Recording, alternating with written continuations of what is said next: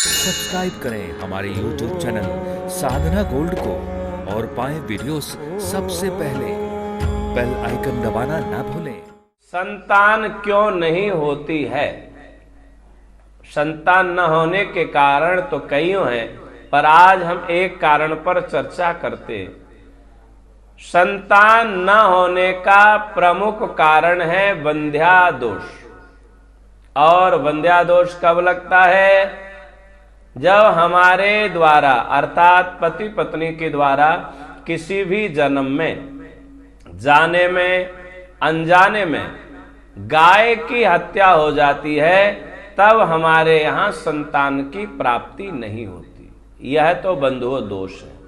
अब इसका निवारण कम शब्दों में ही, जिनके यहां संतान नहीं हो रही हो वो लोग निराश न हो। बछड़े वाली गाय का दान दोनों पति पत्नी तीर्थ में जाकर सेवा करने वाले ब्राह्मण के लिए दान करें और 1 वर्ष गायों को भोजन चारे की व्यवस्था करें। महीने में जाकर अगर निकट में रहते हैं तो नित्य आरती करें।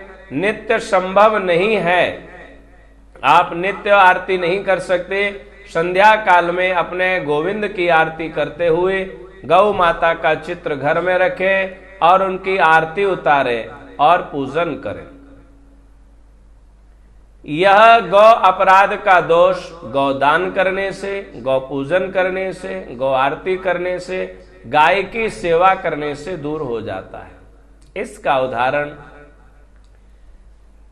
दिलीप के यहां संतान नहीं थी।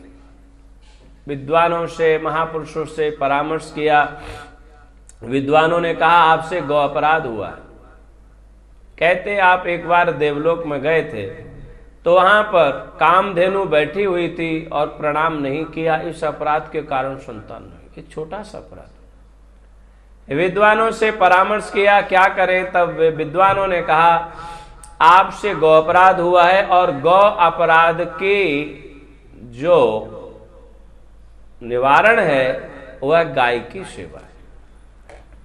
देवलोक से नंदिनी को लेकर के आप आए, आपने गायों की सेवा किया। सेवा करते थे, सेवा करते करते एक दिन इंद्र इनकी परीक्षा करने आए और गाय को पकड़ लिया। खाने के लिए शेर बन के जैसे आया, महात्मा दिलीप हाथ जोड़ते हैं। कहा राजन, हे सिंह देवता, मैं आपसे प्रार्थना करता हूं, भले ही आप मुझे खा जाएं पर गाय को प्राण दान दे दें। यहीं पर, और यह घटना कहीं और की नहीं, हमारे व्रज की है। बहुलावन बाटी नाम का एक गांव है, वहां की है बहुलावन।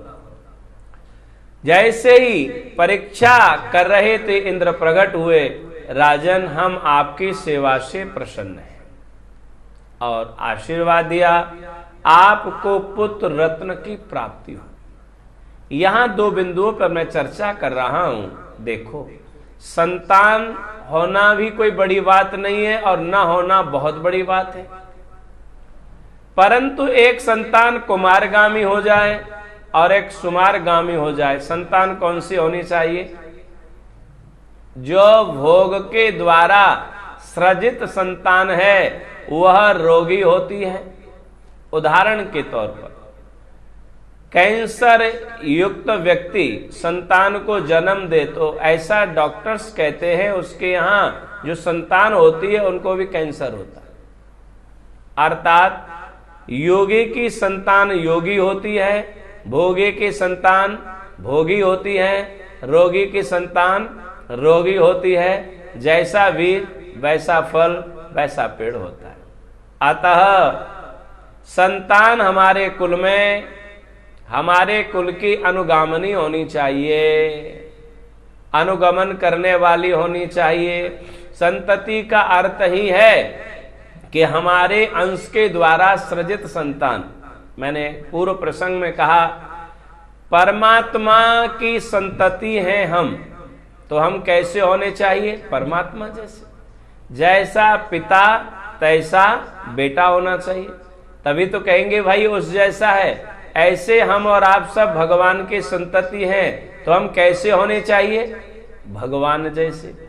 भगवान का जो स्वभाव है, जो क्रिया है, जो कर्म है, जो कृपा है, वह भी मनुष्य का वैसा ही होना चाहिए।